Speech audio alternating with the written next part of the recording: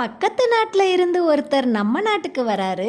அவங்க நாட்டு மக்கள் அதிகமாக ஒரு இடத்துல இருக்கிறத தெரிஞ்சுக்கிறாரு. அங்கே ஒரு ஹோட்டல் ஆரம்பிக்கிறாரு. அவங்க ஹோட்டலில் கரப்பாம்பூச்சி, பல்லி, தவளைன்னு சமைக்கிறது வழக்கமான ஒன்று.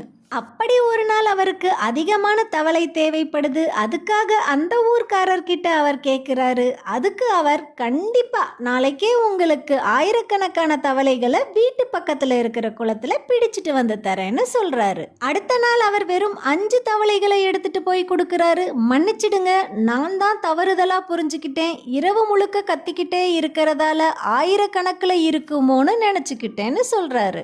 இப்படிதான் நம்மள பலர் ஒரு பிரச்சனை அப்படின்னதுமே அது அவ்வளவு பெருசா இருக்குமோ, தீர்க்க முடியாதோ அப்படின்னு அதை எதிர்கொள்ளாமலே ஒரு அனுமானத்துக்கு வந்துடுறோம். உண்மையிலேயே அந்த பிரச்சனையை கிட்ட போய் பார்த்தோம்னா நம்ம நினைக்கிறத விட அது ரொம்ப சின்னதாக தான் இருக்கும்.